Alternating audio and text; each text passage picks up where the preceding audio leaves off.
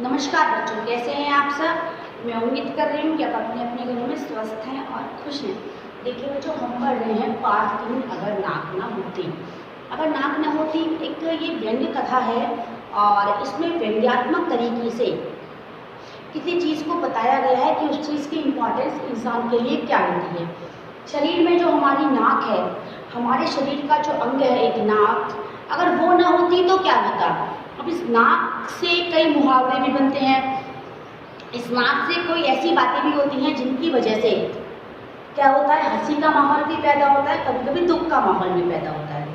तो Abraham Lincoln ने इसके लिए कहा है कि हंसी जीवन की अनिवार्य आवश्यकता है। अनिवार्य यानी कंपलसरी है। यदि हंसी जीवन में नहीं होगी तो इंसान कभी भी आगे नहीं बढ़ पाएगा, सुखी नहीं रह पाएगा और अपने जीवन को पूर्ण रूप से जी भी नहीं पाएगा। तो हर व्यक्ति को अपने जीवन की पूर्णता के लिए, अपने जीवन को सुख समृद्धि के साथ जीने के लिए और आगे बढ़ाने के लिए हंसी चाहिए ही चाहिए।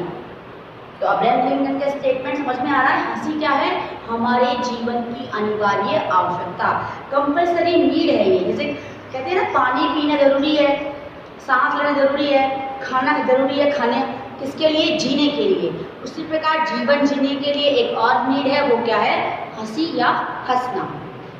देखिए कुछ शब्दार्थ मैंने ब्लैक बोर्ड पे नोट डाउन किए हैं, तो उनको डिस्कस कर लेते हैं। कुछ बुक में हैं जो हम आफ्टर लेसन डिस्कस करेंगे। देखिए, मुहाल का अर्थ होता है कठिन होना, किसी भी चीज़ का डिफिकल्ट होना उसे कहते हैं मुहाल। बर्बाद का अर्थ होता है बच्चों नष्ट, बर्बाद अर्थात नष्ट होना। कर्ज का अर्थ होता है बच्चों उधार लेना, किसी से उधार लेकर कोई काम करते हैं उसे हम कर्ज कहते हैं। औकात का अर्थ होता है हैसियत, तुम्हारी क्या औकात है, उसकी क्या औकात है, कहते हैं ना, यानी उसकी क्या हैसियत है, उसकी क्या औकात है। पत्रम पुष्पम, इसका अर्थ होता है फूल और पत्ते। अब वैसे तो फूल पत्ते हैं, लेकिन अकॉर्डिंग टू चैप्टर हम पढ़ेंगे चैप्टर के अकॉर्डिंग कि फूल पत्ते क्या हैं। देखिए नस्वार, नस्वार यानी सूंघनी, जिससे हम सूंघते हैं कुछ, वो होती है नस्वार। खानदान अर्थात हमारा परिवार। इल्जाम का अर्थ होता है दोष और हैकड़ी का अर्थ होता है किसी से अकड़ना। अकड़ से बात करते हैं ना, कई बार हम एटीट्यूड में बात करते हैं, उसे कहते हैं हम अकड़। बरबस का अर्थ होता है बच्चों जबरदस्ती, जोर जबरदस्ती से कोई काम करवाना या जबरदस्ती कोई काम करवाना या जबरदस्त बरबस हमारी आंखें किसी चीज़ को देखने के लिए आकृष्ट हों या हम बरबस वो काम करना चाहें, ज़बरदस्ती करते हैं उस काम को। क्यों? क्योंकि हमारी अंदर से फीलिंग होती है, कई बार फीलिंग जब होती है कि ज़बरदस्ती करना ही करना, और कई बार कोई प्रेशर करता है तब करते हैं। उपमा देने का अर्थ होता है किसी से तुलना करना, किसी से कंपैरिजन करना। हुक्सी का अर्थ होता है कील के समान, हुक होता है ऐसे ऐसे कील के समान। फ्रंट का अर्थ होता है आगे का भाग, जैसे हमारी फेस का फ्रंट भाग क्या है, हमारी नाक, क्योंकि व्यंग्यात्मक कथा है तो देख लीजिए आप क्या क्या होगा इसमें। सुतवा का अर्थ होता है लंबी और पतली, एकदम सुतवा सी है, सुतवा यानी धागे जैसी।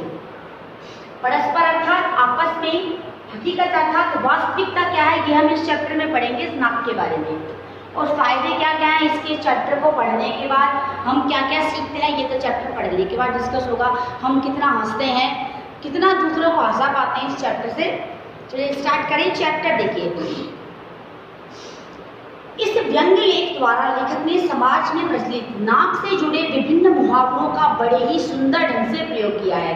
यानी नाक से जुड़े हुए जो मुहावरे हैं, जो लोकोक्ति हैं, उनका प्रयोग किया गया है इस चैप्टर में। लेखक ने मानव शरीर में नाक के विशेष महत्व को देखते हुए उसकी अच्छाइयों और बुराइयों का उल्लेख करने के साथ साथ उसकी सामाजिक उपयोगिता को भी दर्शाया है। कितना अच्छा होता अगर नाक ना होती। अब आपका फेस है, देख लीजिए, अगर नाक नहीं होगी तो कितना अच्छा होगा। व्यंग्यात्मक कथा इसलिए सब कुछ व्यंग्य में चलेगा, हंसी भी होगी, कुछ चीज़ें में सोचने पर मजबूर भी करेंगी। व्यंग्यात्मक कथा वही होती है जिसमें एक व्यक्ति हंसता भी है, लेकिन व्यंगों को देखकर, व्यंगों को सुनकर सोचता भी है कि क्या एक्चुअल में ऐसा है। कितना अच्छा होता अगर नाक ना होती तो बताओ। नाक की चिंता में आदमी का जीवन मुहाल हो गया है। अपनी नाक की चिंता में इंसान ने अपना जीवन बहुत कठिन कर लिया है। नाक रखने की खातिर लोग मुकदमे में बर्बाद हो जाते हैं, कर्ज लेकर ब्याह शादी करते हैं। भात और छोचक, देखिए भात होता है जब किसी की बेटे या बेटी की शादी होती है तो जो उसके भाई लेकर आते हैं, जैसे आपके घर में किसी की शादी हो तो जिनके बच्चों की शादी हो उनके भाई जो सामान लेकर आते हैं शादी में देने के लिए, उसे कहते हैं हम भात। और छोचक का अर्थ होता है जब किसी की यहाँ कुछ बेटा या बेटी होती है तब उसके पेरेंट्स उनके लिए भेजते हैं। भाई भी भेज सकता है, भाई और पेरेंट्स भी भेजते हैं, तो वो उसे कहते हैं हम छोचक, जिसे हम हिंदी में हमारे जामना कहते हैं वैसे। अंधाधुंध खर्च करते हैं, जन्म पर ही नहीं मृत्यु पर भी दावत खिलाते हैं। मर जाते हैं तो करते हैं ना फंक्शन, तो उसमें भी हम दावत खिलाते हैं। पड़ोसी के बच्चों को कॉन्वेंट स्कूल में जाते देखकर अपने बच्चों को भी मजबूर होकर उसी में दाखिला दिलाते हैं, नाक की वजह से। खरीदने की औकात न होने पर भी महंगी किस्त देकर टीवी, फ्रिज या कूलर ले लेते हैं, क्योंकि नाक नीची होने से डरते हैं। लोग अपनी धाक जमाने के लिए नाक को ऊंची रखते हैं। नाक बची रहे इसलिए आदमी खाकी वर्दीधारी हो, आयकर अधिकारियों या उनके दलालों को पत्रों पुष्पम से पूजा करता है, उन्हें रिश्वत देकर उनकी पूजा करता है, उनकी चापलूसी भी करता है। वरना पकड़ा गया तो किसी के सामने नाक कैसे बचाएगा। जो लोग गलत काम करते हैं वो रिश्वत देते हैं ना, क्यों देते हैं? क्योंकि उन्हें पता है कि पकड़े गए तो आसपास की में कितनी बेइज्जती होगी उनकी। नाक के कारण आदमी को नाक को चने चबाने पड़ते हैं। नाक बड़ी जल्दी कटती है, प्राय बिना किसी हथियार के कट जाती है।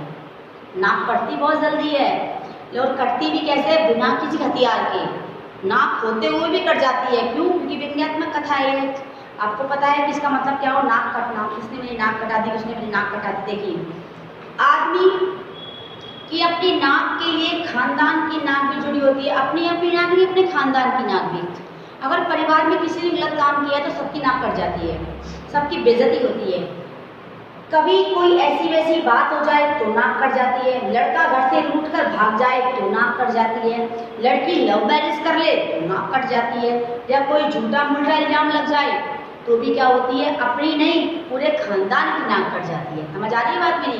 यानी हमारे परिवार में कोई गलत काम करता है और पता चलता है किसी को या पूरे समाज को, तो सिर्फ उस जिसने किया उसकी नाक नहीं कटती, पूरे परिवार की नाक कट जाती है। लोग गाँव में तो इतना होता है कि उन लोगों से लोग संपर्क करना बंद कर देते हैं। कई बार तो उन्हें गाँव से बाहर भी निकाल देते हैं। धर्म जाति की बात अलग है, गांव निकाला दे देते हैं, जैसे हम कह रहे थे देश निकाल दे दिया, ऐसे गांव से बाहर निकाल देते हैं या फिर उन्हें अपनी बिरादरी से बाहर कर देते हैं। लोग उनसे फिर संपर्क स्थापित नहीं, संपर्क मतलब बातचीत नहीं करते, अपने फंक्शंस में उन्हें बुलाते नहीं है, उनके फंक्शंस में जाते नहीं है, ऐसा सब कुछ कट हो जाता है, तो उसे भी नाक कटना ही कहते हैं। यह भी एक मनोवैज्ञानिक सत्य है कि जिनकी नाक कट जाती है यानी वो खुद तो नकटे होते हैं और दूसरों को भी नकटा देखना चाहते हैं। ये साइकोलॉजिकल फैक्ट है।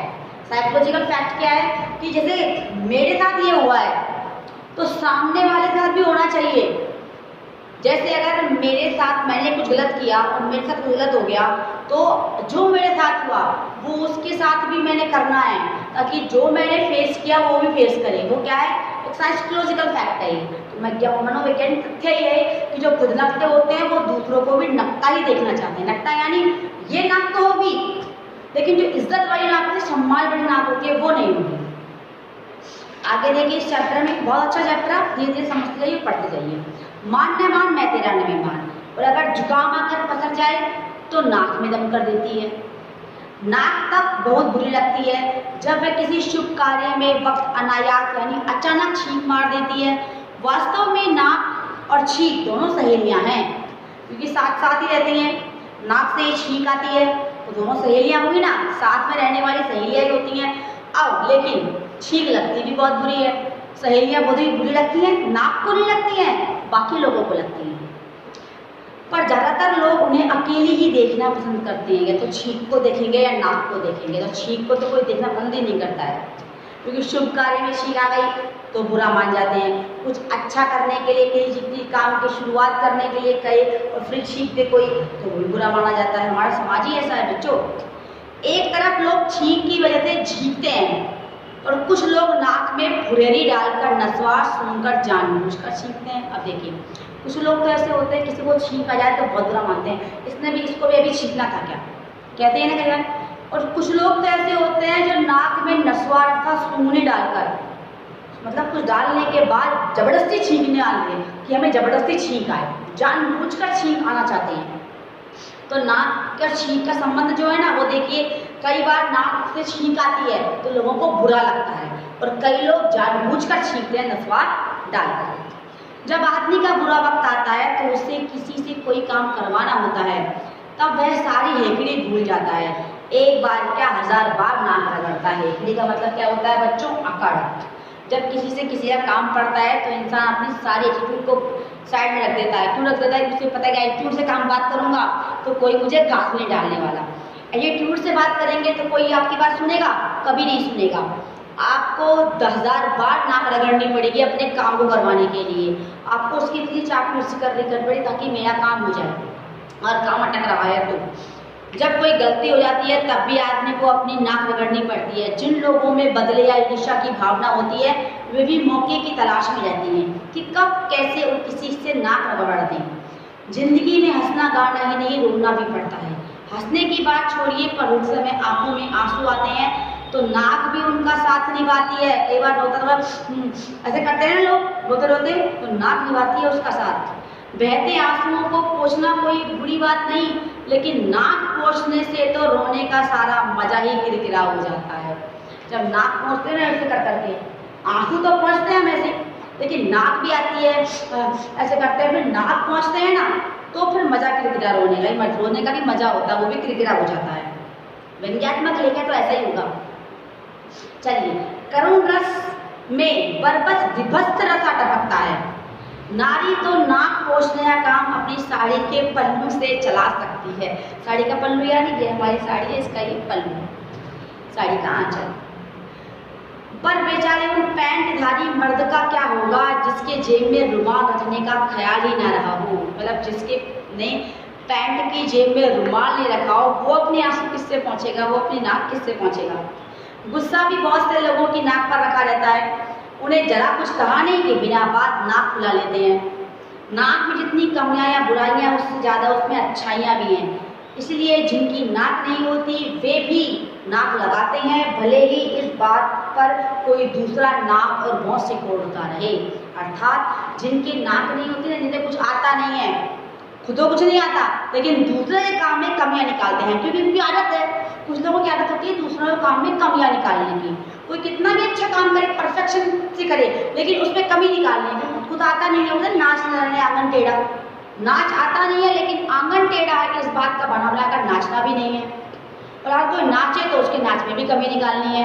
अर्थात खुद की नाक है नहीं, और दूसरे की जो नाक है उसमें भी हमें क्या निकालनी है, कमी निकालनी है। देखिए, नाक रहना बहुत ज़रूरी है, वैसे भी चेहरे पर भी, क्योंकि चेहरे पर भी नाक होनी चाहिए। बिना नाक के चेहरा कैसा होगा इमेजिन करो।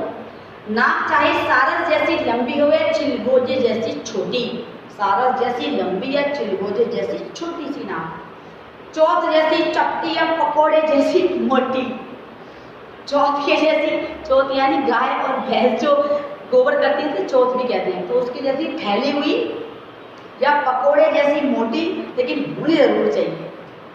अब इंसान के फेस की बात हो रही है, इंसान के फेस पर नाक जरूर होनी चाहिए, चाहे वो सारस जैसी लंबी हो या चिलगोजे जैसी छोटी सी हो, चौथ जैसी चपटी हो या फिर पकोड़े जैसी मोटी हो, लेकिन नाक होनी जरूर चाहिए। जिनके नाक नहीं उनकी कोई सूरत देखना ही पसंद नहीं करेगा, बल्कि देखकर डर जाएगा। नाक नहीं तो कितना अजीब लगेगा चेहरा। भला बिना छज्जे के मकान का फ्रंट शोभा देखिए, भला बिना छज्जे के, छज्जा मतलब हमारे घर के बाहर बालकनी होती है ना, जानते हो बालकनी क्या होती है। बालकनी अगर नहीं होगी तो मकान का फ्रंट कैसा लगेगा, थोड़ा अच्छा नहीं लगेगा ना, थोड़ा क्या बिल्कुल अच्छा नहीं लगेगा बिना बालकनी के। तो बिना बालकनी के इसका फ्रंट कैसा लगेगा, जस्ट इमेजिन इट। अगर मकान का फ्रंट कैसा होगा अगर उसमें छज्जा नहीं हो तो, समझ रहे हो। मतलब इसका मतलब यह है कि अगर चेहरे पर नाक नहीं होगी तो चेहरा कैसा लगेगा आपको, ठीक है। चलिए आगे, नाक हो तो सुंदर हो तो सोने पर सुहागा। इसलिए कवियों ने नक्शिक वर्णन में अंतर्गत और फुटकर रूप में नाक का काफी वर्णन किया है। तो कवि हैं जो कविताएं लिखते हैं वो यह करते हैं, नक से लेकर शिख तक, यानी नीचे से लेके ऊपर तक के पूरे फिजिक का वर्णन करते हैं। तो सबसे ज़्यादा किसका वर्णन करते हैं? नाक का। उसके सोने की हीरे मोती जड़ी नथुनी, लौंग, गुलाब आदि से सजाया भी है। जो कवि हैं वो अपनी कविताओं में क्या करते हैं? नाक सजाते हैं, नथ से, नथुनी से, लौंग से, गुलाब से। ये क्या है? नाक में पहनने के आभूषण हैं। तो आज की क्लास में जो हमने ये चैप्टर डिस्कस किया है इतना, आप इसको पढ़ें, समझें और हंसे भी, ठीक है। जो हमारा रिमेनिंग चैप्टर है वो हम कल की क्लास में डिस्कस करेंगे। Thank you, have a nice day बच्चों। हंसना और मजे करना, ओके।